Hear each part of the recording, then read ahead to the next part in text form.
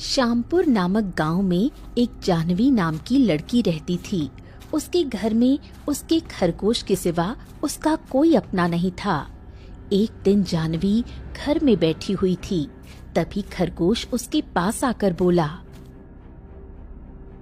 जाह्नवी, तुमको पता है आज पूर्णिमा की रात है, वही रात जो आज से 21 वर्ष पहले आई थी। आज सितारों का रुख भी मुझे बदला हुआ लग रहा है। सच कहूँ तो मुझे बहुत डर लग रहा है। मुझे भी ऐसा ही लग रहा है गोलू, परंतु हम कर क्या सकते हैं। अब जो होगा वो देखा जाएगा। वो दोनों बात कर ही रहे थे, तभी पड़ोस का एक बूढ़ा चिल्लाते हुए वहां आया। अरे अरे अरे, कितनी बार कहा है कि इस गांव को छोड़ दो, पर तुम हो कि इस गांव में जैसे बस सी गई हो। हैं? अब सितारों का रुख देख रही हो, ऐसा लग रहा है जैसे आज रात आसमान से आग बरसने वाली है, आग। हाँ हाँ, आप ठीक कह रहे हैं। ये लड़की अगर ऐसे ही कुछ दिन इस गांव में रही तो हम सब जलकर राख हो जाएंगे। पर इसका क्या है, ये तो बिन माँ के पैदा हुई और एक दिन बिना परिवार के ही रह जाएगी। काकी, माना कि मैं बिन माँ के जन्मी हूँ, पर इसमें मेरी क्या गलती। आप लोगों ने मुझे कभी इंसान नहीं समझा। जाह्नवी, चलो यहाँ से, मुझे बहुत डर लग रहा है। ये लोग कुछ भी कर सकते हैं। मैं जानता हूँ कि तुमने किसी का कुछ नहीं बिगाड़ा, लेकिन इन लोगों की आंखों में नफरत है, नफरत, और ये नफरत अंधी होती है। अरे जाओ जाओ, ये रोनी सूरत किसे दिखा रही हो? हम सबको इससे कोई फर्क नहीं पड़ता। अरे तुम सब की वजह से हम लोग अपनी जान खतरे में क्यों डालें? फिर जाह्नवी गोलू के साथ घर से निकल जाती है और दोनों जंगल की ओर बढ़ जाते हैं। हाँ, अच्छा हुआ जो ये चली गई, नहीं तो ये तो एक दिन सब कुछ तबाह कर देती, मनहूस कहीं की। जाह्नवी और गोलू जंगल में कड़कती हुई तेज बिजली के बीच आगे बढ़ते हैं। गोलू, देखो बिजली कितनी तेज चमक रही है। हमें जल्दी से कहीं छिपना होगा, वरना हम दोनों खतरे में पड़ जाएंगे। वो देखो जाह्नवी, सामने झोपड़ी है, चलो वहीं चलते हैं। अगर देर की तो शायद जान बचाना मुश्किल हो जाएगा। जल्दी करो, चलो चलो चलो चलो चलो, आ जाओ आ जाओ। दोनों दौड़ते हैं और झोपड़ी में जाकर अंदर छिप जाते हैं। कुछ ही पलों में हवा ठंडी पड़ जाती है और अजीब शांति छा जाती है। जाह्नवी, क्या तुमने महसूस किया? ऐसा लग रहा है जैसे जंगल खुद हमारी हिफाजत कर रहा है। हम भागते हुए सीधे एक झोपड़ी के सामने आ गए, एकदम सही वक्त पर। कोई तो है जो चाहता है कि तुम सुरक्षित रहो। हाँ गोलू, मैं भी महसूस कर रही हूँ। गांव में एक एक कदम पर अपमान मिलता था, लेकिन इस अजनबी जंगल में मुझे पहली बार ऐसा लग रहा है जैसे कोई मेरे साथ है। जैसे ये पेड़, ये हवा, ये मिट्टी, सब मुझे पहचानते हैं। मुझे लगता है मेरी असली पहचान इस जंगल से जुड़ी है। हो, तो क्या गांव तुम्हारे लिए गलत जगह थी? क्या तुम वाकई किसी और भाग्य की बेटी हो? हाँ, ये तो मेरी जिंदगी की सबसे रहस्यमय पहेली बन चुकी है। मैं कौन हूँ? क्यों जंगल मुझे अपनाता है और लोग मुझे ठुकराते हैं? पता नहीं गोलू, पर अब मैं डरूंगी नहीं, क्योंकि शायद अंधेरे में ही मुझे मेरी रोशनी मिलेगी। तभी रात बीत जाती है और अगली सुबह। गोलू चलो, अब वापस घर चलते हैं। शायद अब कोई कुछ नहीं कहेगा। शायद अब गांव वालों का गुस्सा शांत हो गया होगा। पर जाह्नवी, क्या तुम्हें यकीन है कि वो हमें फिर से घर में घुसने देंगे? हाँ गोलू, एक बार कोशिश तो करनी चाहिए। हर बार डरकर भाग जाना भी तो ठीक नहीं। दोनों धीरे धीरे गांव की ओर लौटते हैं। और जैसे ही जानवी अपने घर के दरवाजे के पास पहुंचती है, तभी एक सैनिक आता है। क्या तुम जानवी हो? जी हाँ, पर आप कौन हैं और मुझे क्यों ढूंढ रहे हैं? तुम्हें अभी इसी वक्त मेरे साथ महल चलना होगा। महाराज ने तुम्हें बुलाया है, चलो। मगर क्यों? महल क्यों? मुझे तो कोई गलती याद नहीं आ रही। क्या आप मुझे बता सकते हैं महाराज ने मुझे महल क्यों बुलाया? हाँ, गांव वालों ने कहा है कि तुम इस गांव में नहीं रह सकती, इसलिए महाराज ने आदेश दिया है कि तुम्हें महल बुलाया जाए, चलो। तो क्या अब मेरा गांव भी नहीं रहा? मेरे पास रहने को जगह भी नहीं है। मैं तुम्हारे साथ चलूंगा जानवी, चाहे जहाँ भी जाना हो। हाँ, मैं तुम्हें नहीं छोड़ूंगा। हाँ ठीक है, चलो। तुम चाहो तो आ सकते हो, लेकिन महाराज का आदेश है कि जानवी को तुरंत महल लेकर आया जाए, चलो। गोलू, तुम यही मेरा इंतजार करना, मैं वापस आऊंगी। फिर जानवी सैनिकों के साथ महल की ओर निकलती है और थोड़ी ही देर में वो महल पहुंचती है, जहां सिंहासन पर बैठे महाराज उसे देख रहे होते हैं। महाराज, क्या मैं जान सकती हूँ कि मुझे महल क्यों बुलाया गया है? तो तुम हो जानवी। बात यह है कि तुम्हारे गांव वाले बहुत परेशान हैं और उनकी परेशानी का कारण तुम हो। अगर कोई एक व्यक्ति होता तो मैं तो उसे समझा देता, मगर पूरे गांव ने शिकायत की है कि तुम्हारी उपस्थिति से गांव पर मुसीबत आने वाली है। वो मानते हैं कि तुम वहां रहोगी तो गांव का सुख चैन छिन जाएगा, इसीलिए तुम्हें ये गांव छोड़कर जाना पड़ेगा। हमें माफ करना, हमें मजबूरी में ये निर्णय लेना पड़ा। महाराज, मैं तो सिर्फ एक साधारण लड़की हूँ। मेरी माँ नहीं है, मेरा कोई परिवार नहीं है। मैंने किसी को कुछ नहीं कहा, फिर क्यों मुझे इतनी बड़ी सजा दी जा रही है? मैं गांव छोड़कर जाऊंगी तो जाऊं कहाँ, किसके पास? हाँ, हम समझते हैं जानवी, पर हम इसमें कुछ नहीं कर सकते। गांव वालों के साथ राजा को भी खड़ा होना पड़ता है। प्रजा की सुख दुख के लिए ही राजा बनते हैं हम, और जब पूरा गांव तुमसे खौफजदा है तो ऐसे में पूरे गांव को उकसाकर तुमको इस गांव में रहने की अनुमति नहीं दे सकता मैं। जानवी की आंखों से आंसू बहने लगे। वो मुड़कर जाने लगती है।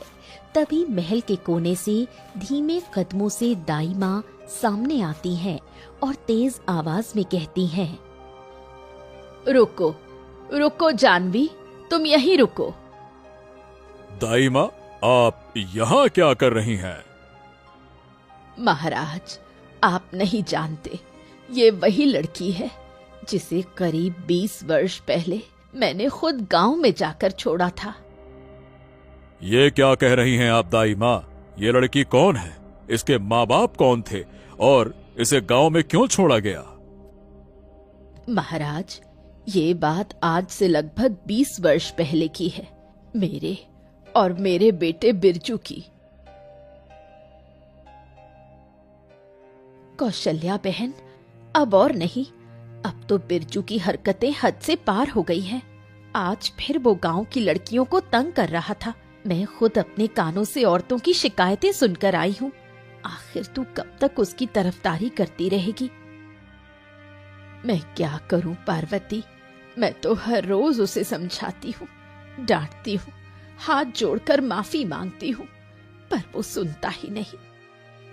समझाना काफी नहीं है कौशल्या, अब वक्त है कि उसे उसका अंजाम देखे, वरना एक दिन ऐसी कोई बात हो जाएगी जिसका पछतावा सारी उम्र रहेगा। इतने में बिरजू आ जाता है। अरे, तू आ गया नालायक, आज फिर क्या कराया है? गांव की औरतें तुम्हारी शिकायत लेकर आई थी। कब सुधरेगा तू? क्यों लड़कियों के पीछे पड़ता है? क्यों तंग करता है मासूमों को? ओहो, तो क्या हो गया माँ? अब क्या मैं किसी लड़की को देख भी नहीं सकता क्या? क्या बात करती हो? लड़की ही तो देखी है। लड़की है कि कोई खजाना जो उसकी तरफ देख नहीं सकता? बढ़िया आई। कौन बोला आपसे कि मैं लड़कियों को देख रहा था, ये कर रहा था? देख ही तो रहा था। कौन सा गुनाह कर दिया मैंने? अरे शर्म कर। एक दिन तुझे तेरे इन कर्मों का ऐसा फल मिलेगा कि तू अपने आप को भी नहीं पहचान पाएगा। हाँ, अरे ये बताओ अब खाने को मिलेगा या फिर नहीं मिलेगा, या फिर तुम्हारा भाषण ही खाना पड़ेगा? अरे देख क्या रही हो, बताओ ना माँ। इतना कहकर बिरजू घर में चला जाता है। हे भगवान, तूने मुझे ये कौन सा दुख दिया है? किस जन्म का पाप था मेरा जो तूने मुझे ऐसी संतान दी? मैं क्या करूं? मैं तो टूट गई हूं। कुछ दिन बीत जाते हैं। बिरजू की हरकतें और बेशर्मी बढ़ती जाती है। वो हर किसी को नीचा दिखाने और मजाक बनाने में ही आनंद लेता है। फिर एक दिन दोपहर का समय था। एक शांत नदी के किनारे पीपल के नीचे एक साधु गहरी तपस्या में लीन थे। तभी बिरजू वहां पहुंचता है। अरे ये बाबा यहाँ कब से बैठे हैं इस तरह से? हेलो भाई, कोई इतना शांत कैसे रह सकता है? थोड़ी मजा तो होना ही चाहिए। रुको, अभी मजा करता हूँ। फिर वो एक पत्थर उठाकर साधु के ऊपर फेंक देता है। अरे दुष्ट अधर्मी, तूने मेरी तपस्या भंग की है, मुझे अपमानित किया है। अब सुन मेरी वाणी, मैं तुझे श्राप देता हूँ कि तेरे शरीर पर ऐसा कोढ़ फूटेगा कि हर कोई तुझसे नफरत करेगा, कोई तुझे छूना भी नहीं चाहेगा। तेरे पाप तेरे शरीर पर सड़न बनकर उतरेंगे।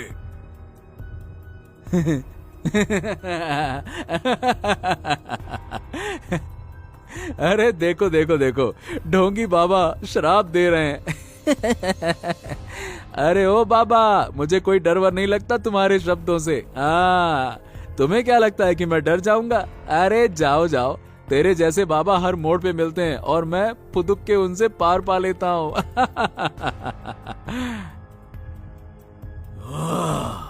समय आने पर तुझे सब पता चल जाएगा, जब तेरे शरीर में तेरे ही पापों की गंध उठेगी और तू दूसरों के लिए भी अभिशाप बन जाएगा। तथास्तु। साधु वहां से चले जाते हैं। बिरजू हंसता हुआ अपने घर लौटता है, पर जैसे ही वो रास्ते में चला जा रहा था, उसकी पीठ में अचानक तेज खुजली होने लगी। अरे यार, ये क्या हो रहा है? पीठ में खुजली क्या हो रही है? अरे रे रे रे, बड़ी तेज खुजली हो रही है। पेड़ से रगड़ के साफ करता हूँ।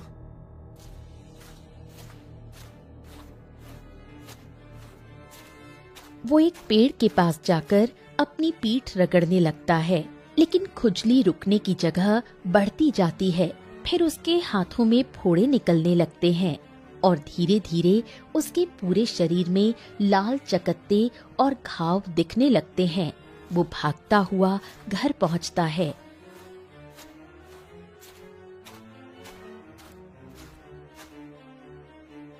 हे भगवान, ये क्या हो गया? ये क्या हालत है तेरी? तेरे पूरे शरीर में कोढ़ हो गया है। ये कैसे हुआ? क्या? अरे नहीं नहीं नहीं नहीं माँ, ऐसा नहीं हो सकता। मेरा शरीर, मेरा चेहरा, मेरा सब कुछ बर्बाद हो गया है। अरे ये कैसे हो गया? तूने क्या किया था?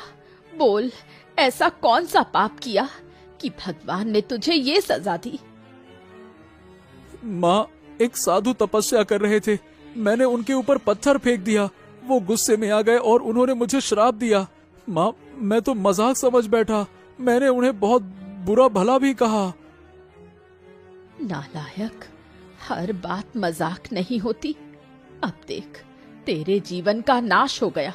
तेरे कर्मों ने तुझे इस हालत में ला दिया है।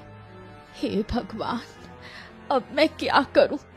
मेरा बेटा पाप की जंजीरों में बंध गया है और मैं तो बस देखती रह गई।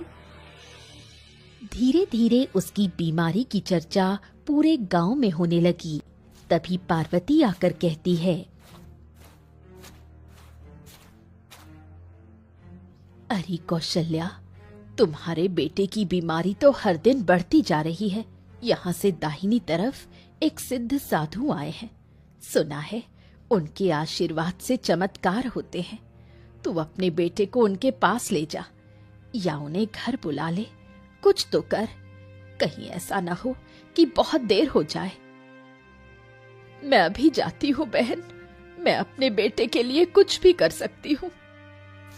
कौशल्या दौड़ती हुई साधु के पास जाती है।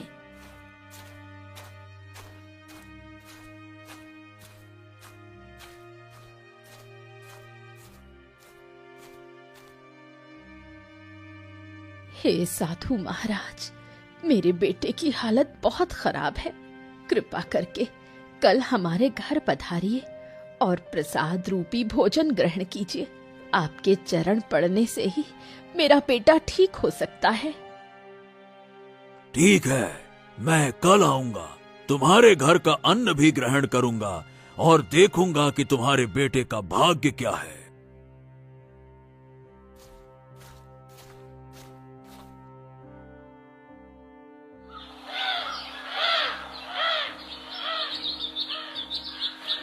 अगले दिन साधु महाराज आते हैं, घर में प्रवेश करते हैं।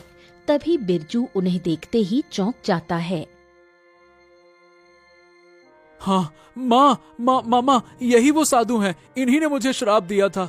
हे साधु महाराज, मुझसे भूल हो गई थी, कृपया करके मुझे क्षमा कर दीजिए, मुझे क्षमा कर दीजिए, क्षमा कर दीजिए।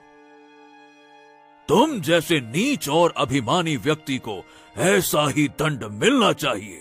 तुमने अपने जीवन में केवल पाप किया है, पाप। अब वही पाप तुम्हारे शरीर पर रोग बनकर फूटे हैं। हे साधु महाराज, मेरी गलती थी जो मैंने ऐसे बेटे को जन्म दिया, पर कृपा करके मेरे बेटे को क्षमा कर दीजिए। आपकी दया से शायद उसका जीवन बच जाए। ठीक है, मैं तुम्हारे बेटे की बीमारी को ठीक कर दूंगा, लेकिन इसे अपने पापों के साथ ही जीना होगा, क्योंकि हर पाप का मूल्य चुकाना पड़ता है। आज रात चांदनी में इसे लेकर जंगल में आ जाना।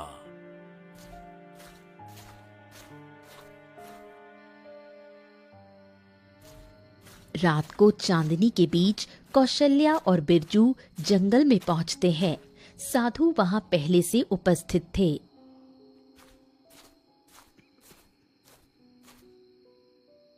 आज मैं अपने तप की शक्ति से तुम्हारे शरीर से कोढ़ निकाल दूंगा, पर ध्यान रहे कि तुम्हारे पाप का फल तुम्हें इसी जन्म में मिलेगा। साधु मंत्र पढ़ते हैं। बिरजू के शरीर से कोढ़ निकलकर हवा में बिखर जाता है और अचानक वही कोढ़ एक सुंदर नवजात कन्या में बदल जाता है। ये लो तुम्हारे पापों का प्रतिफल। ये बच्ची अब तुम्हारे साथ रहेगी। ये अब तुम्हारी बेटी है, जिसे तुम स्वीकारो या नहीं, पर ये तुम्हारा ही हिस्सा है। लो। इतना कहकर साधु वहां से चले गए। अरे ये क्या, ये बच्ची बिन माँ के पैदा हुई, ये कैसे चमत्कार हुआ? मुझे तो इस बच्ची से डर लग रहा है, कहीं ये कोई बुरी शक्ति ना बन जाए। जो बच्ची बिन माँ के पैदा हो सकती है वो तो कुछ भी कर सकती है। ये मनुष्य की बेटी नहीं है। ये तो बड़ी ही अजीब सी चीज है। क्या माँ देख रही हो? ये क्या अजीब सी चीज है? चुप हो जा बिरजू, तू चाहे माने या ना माने, पर अब ये बच्ची तेरी है। तू चाहे भाग जाए, पर ये बच्ची तेरी परछाई बनकर हमेशा साथ रहेगी। बिरजू सिर झुकाकर सोच में पड़ गया। कौशल्या बच्ची को गोद में लेकर गांव लौट आई। कुछ ही दिनों में पूरे गांव में खबर फैल गई।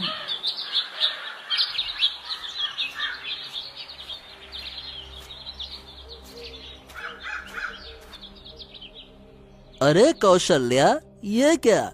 सुना है कि तेरे घर ऐसी बच्ची है जो बिन माँ के पैदा हुई है। ऐसा कैसे हो सकता है? कौन है वो? क्या बिरजू छिपा रहा है कुछ? अरे बिना माँ के कैसा हो सकता है? कुछ तो होगा। अरे बता ना। अरे कुछ मत पूछो, ये सब बहुत अजीब है। लगता है ये बच्ची किसी श्राप का फल है। बिरजू के शरीर से सारा कोढ़ ठीक हो गया है। शायद ये उसी का फल होगा। इतना कहकर पार्वती चली जाती है।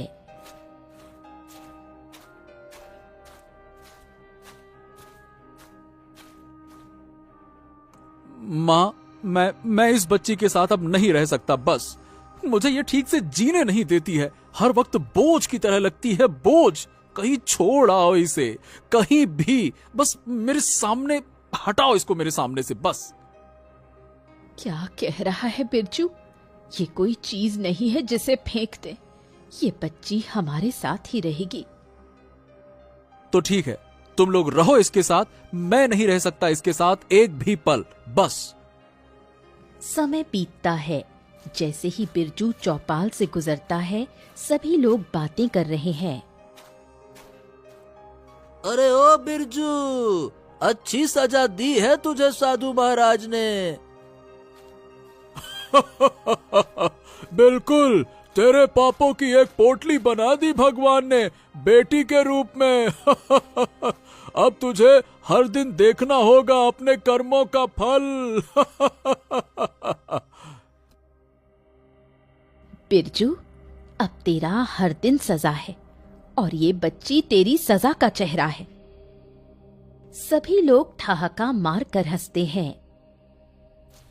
अरे ये तो रोज रोज मरने जैसा है। हर दिन घुट घुट कर जीने से तो अच्छा है कि एक ही बार मर जाऊं। मुझे नहीं चाहिए ये बोझ वाली जिंदगी, ये ताने, ये ऐसी गंदी गंदी नजरें। नहीं चाहिए, मुझे नहीं चाहिए। बिरजू ये सब सुनकर टूट जाता है और रात के अंधेरे में चुपचाप कुएं में कूदकर आत्महत्या कर लेता है। महाराज, मैं इसे उस गांव में छोड़ आई थी, एक झोपड़ी के पास। हाँ, छोड़ दिया था तो फिर आपने उसे अपने साथ क्यों नहीं रखा दाई माँ? आप भी तो उसे पाल सकती थीं। इस तरह एक छोटी बच्ची को छोड़ना, क्या ये ठीक फैसला था? मैं नहीं पाल सकती थी महाराज। इसे देखकर मुझे वो सब याद आता था जिस तरह से इसका जन्म हुआ था, और मैं उस बात को भूल भी जाती। आपको पता है, जब जानवी छोटी थी तब आसमान में परिंदे उसके पास आकर बातें करते थे। जंगल में कभी कभी जब मैं लकड़ियां काटने जाती थी, तब जंगल के जानवर इसकी रक्षा करते थे और इसके आसपास आकर बातें करते थे। मैं वो सब देखकर डर गई थी। किसी से इस बारे में बात भी नहीं कर सकती थी। मैं खुद ही ये नहीं समझ पा रही थी, ये इंसान की संतान है या फिर किसी जानवर की अनोखी शक्ति। मुझे ऐसा लगता था कि किसी दिन कोई जानवर या परिंदा इसको लेकर उड़ जाएगा, पर आज इसको इतने सालों बाद यहाँ देखकर मुझे समझ में आ गया है, ये ना इंसान की बच्ची है ना किसी और शक्ति की। बस ये भगवान का ही विचित्र रहस्य है। इस बच्ची को देखकर ये बात तो समझ में आ गई है कि कुदरत के फैसले हमारी सोच से भी ऊपर होते हैं। भगवान जिसको चाहे उसको वहां जन्म दे सकता है। हो, तो आज इतने सालों बाद तुम मुझे ये क्यों बता रही हो? महाराज, जो तोहफा मुझे बुढ़ापे में लाठी बनकर मिला था और मैंने ठुकरा दिया था, आज मुझे वही बच्ची वापस चाहिए। ठीक है, अब से ये तुम्हारे साथ रहेगी और तुम इसकी देखभाल करोगी। ये समझकर कि वो जानवी तुम्हारी पोती है और उसका जन्म तुम्हारे पुत्र के खून से नहीं हुआ तो क्या हो गया? फिर भी ये आई तो इस दुनिया में तुम्हारे ही नाम से है ना? जी महाराज, धन्यवाद। महाराज, मैं इस महल या गांव में नहीं रहना चाहती। मैं अपनी पोती को लेकर यहाँ से बहुत दूर जाना चाहती हूँ, जहाँ कोई पहचान ना हो, कोई ताना ना हो। ठीक है, तुम जा सकती हो, जाओ। दादी, आप सच में मेरी दादी हो? मुझे यकीन नहीं हो रहा। मुझे मेरा परिवार मिल गया, मेरी अपनी दादी। हाँ बच्ची, अब मैं तुझे कभी अकेला नहीं छोड़ूंगी। अब मुझे इस गांव को छोड़ने का कोई गम नहीं है, क्योंकि अब मुझे मेरा अपना मिल गया। पर दाई माँ, मुझे ये समझ में नहीं आया कि आपने जानवी को पहचाना कैसे? आप तो उससे कभी मिली ही नहीं थी। उसके हाथ पर जो एक गहरा निशान है, उसी से मैं उसे पहचान गई थी। हो, वाह दाई माँ वाह, आपके अंदर इतनी ममता थी, फिर भी आपने समाज और डर की वजह से इस रिश्ते को छुपा कर रखा। खैर, अब आप जा सकती हैं जहां आपका मन हो, जाइए। दादी चलो, हम गांव चलते हैं, वहां से गोलू को लेकर चलते हैं, फिर हम तीनों साथ रहेंगे। जानवी और कौशल्या लौटती हैं। ये मेरी दादी है गोलू, कौशल्या मेरी अपनी दादी, और ये गोलू मेरा दोस्त है। जब इस दुनिया में कोई मेरा साथ नहीं दे रहा था, तब से ये मेरे साथ है, मेरा सबसे अच्छा दोस्त। चलो दादी, चलो गोलू, अब हम सब मिलकर एक नई दुनिया बनाएंगे। तीनों, जानवी, कौशल्या और गोलू जंगल की ओर बढ़ते हैं और घने पेड़ों के बीच एक झोपड़ी बनाकर वहां खुशी खुशी जीवन बिताने लगते हैं। हम जल्दी कर लेता हूँ रात होने से पहले, है ना? मैं भला चिंता कैसे ना करूं मुकेश, आप देखो लकड़ियां भी बहुत कम बची हैं, आज जलाने भर बस। अगर लकड़ियां भी खत्म हो गई तो फिर हमारा क्या होगा? हाँ, ये बात तो सही कही तुमने शांति, कि अगर हमारे पास थोड़ा पैसे ज्यादा होते तो हम लकड़ियां खरीद लेते, और अब इस कड़ाके की ठंड में जंगल जाकर लकड़ियां इकट्ठी करनी होंगी। चलो जाता हूँ, अब क्या करें। इतना बोलकर मुकेश इस खतरनाक ठंड में घर से बाहर निकल जाता है। ठंड इतनी तेज पड़ रही होती है कि गांव के सारे लोग अपने अपने घर में होते हैं। ठंड के कारण धूप भी नहीं निकली थी। कैसे भी करके मुकेश अपने खेत के पास पहुंचता है।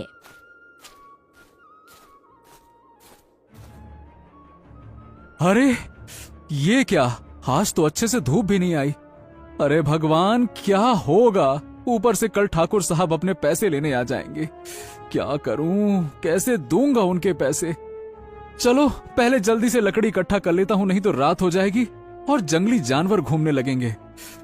हाँ। मुकेश उदास होकर जंगल की ओर निकल जाता है। थोड़े समय बाद कुछ लकड़ियां इकट्ठा कर घर की ओर रवाना हो जाता है। ठंड के कारण सूखी लकड़ियां मिलना बहुत मुश्किल हो रहा था, जिससे गांव वाले और भी परेशान हो गए थे। दूसरे दिन ठाकुर, जो इस गांव का जमींदार था, जो इन गरीब किसानों को ज्यादा सूद पर पैसे दिया करता था, आज ये ठाकुर गुस्से में मुकेश के घर पहुंचा और जोरों से आवाज लगाई। मुकेश, अरे ओ मुकेश, ए भैया, जल्दी से बाहर आजा, आजा आजा आजा। आज तो मैं अपने पैसे लेकर ही जाऊंगा। अरे कहाँ रह गया रे? बाहर आ, जल्दी से बाहर आ।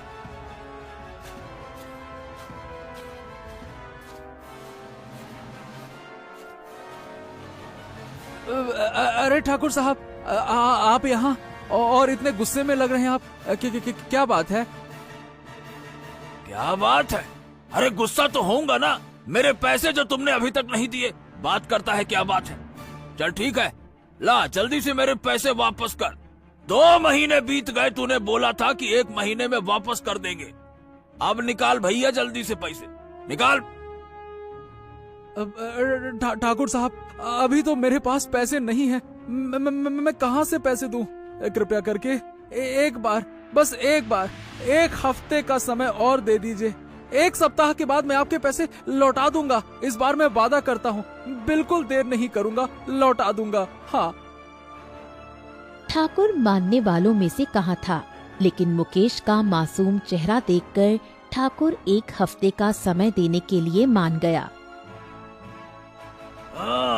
ठीक है ठीक है, अब इतनी विनती कर रहा है तो एक आखिरी मौका दे देता हूँ, लेकिन याद रखना 1 सप्ताह के अंदर अगर पैसे नहीं मिले ना तो अपनी जमीन भूल जाना मैं तेरी जमीन वापस ले लूंगा, याद रखना तू।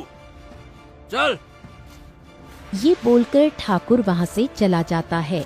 मुकेश और भी उदास हो गया।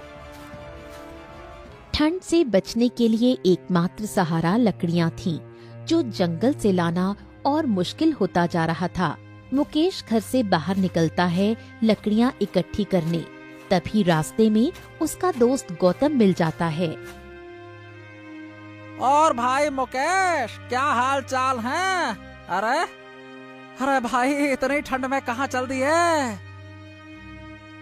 अरे गौतम भाई, तुमको तो पता ही है कि मेरे पास उतने पैसे हैं नहीं कि मैं बाजार जाकर तुम्हारे जैसे लकड़ियां खरीद सकूं।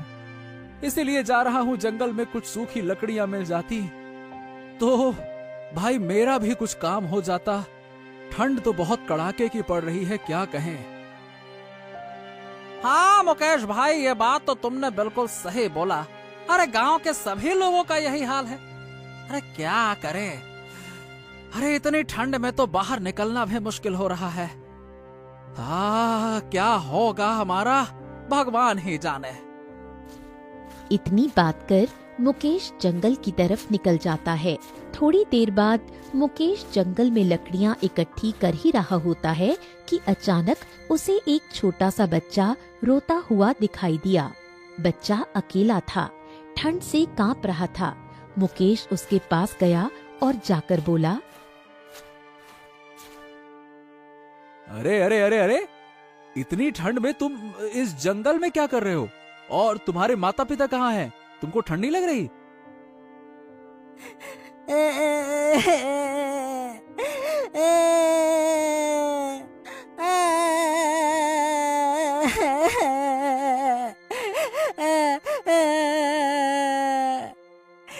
अरे अंकल, मैं अनाथ हूँ और 2 दिन से इस जंगल में भटक गया हूँ। अगर आपके पास थोड़ा खाना हो तो दे दीजिए, कृपा कर दीजिए, मैं भूखा हूँ।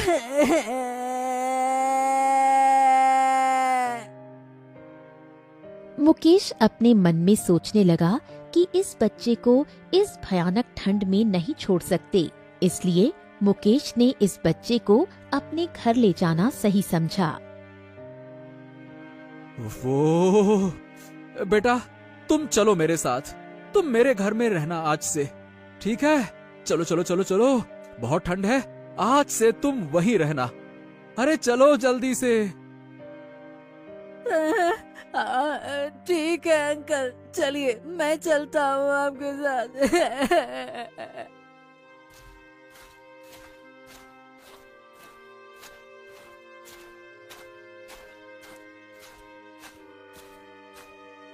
शांति पहले तो चिंतित हुई, लेकिन बच्चे की मासूमियत देखकर उसका दिल भी पिघल गया।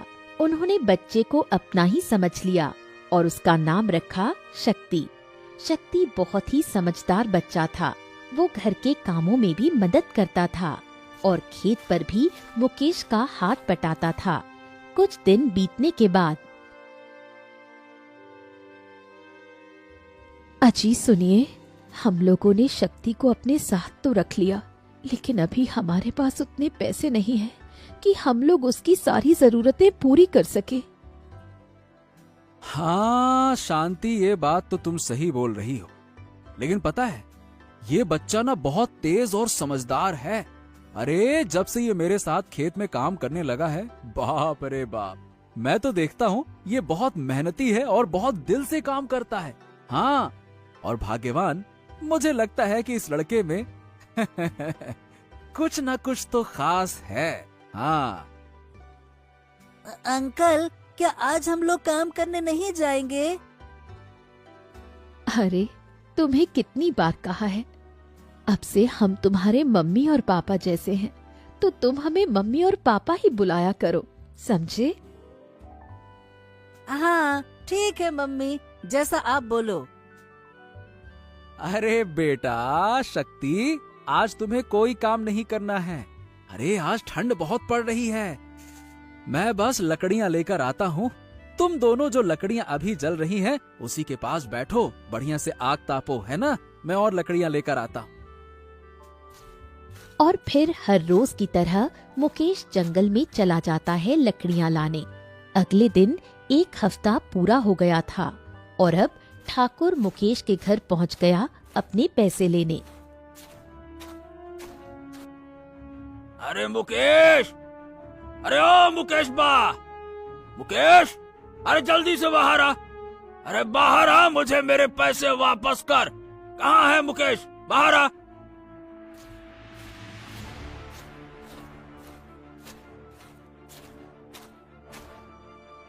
अरे अरे ठाकुर साहब, रुकिए रुकिए रुकिए रुकिए, मैं अभी आपके पैसे लाता हूँ। आप रुकिए, मैं लाता हूँ।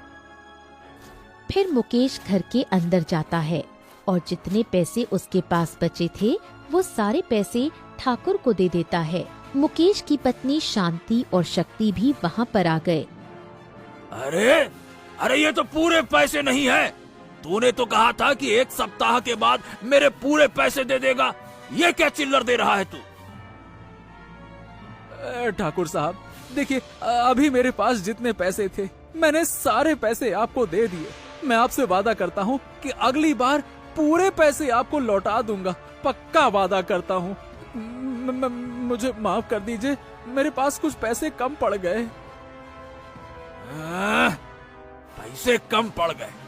चल ठीक है, मैं तेरे को 1 महीने का समय देता हूँ और ये आखिरी बार, समझ लेना, ये आखिरी बार है। अगर इस बार पैसे नहीं मिले तो मैं तेरा घर भी ले लूंगा और जमीन भी ले लूंगा, ठीक है? याद रखना, ठाकुर का कहा है और ठाकुर का कहा बदलता नहीं है। ये बोलकर ठाकुर वहाँ से चला जाता है। ठंड और भी तेज पड़ने लगी थी और अब मुकेश का लकड़ियां लाने का समय हो गया था। लेकिन इस बार मुकेश के साथ शक्ति भी जंगल में लकड़ियां इकट्ठी करने गया। जैसे ही दोनों जंगल पहुँचे तब मुकेश को सूखी लकड़ियां नहीं मिल रही थीं। तभी शक्ति को एक ऐसी जगह पता थी जहाँ बहुत से सूखे पेड़ गिरे हुए थे। वहाँ बहुत लकड़ियां थीं, जिसे देख मुकेश खुश हो गया।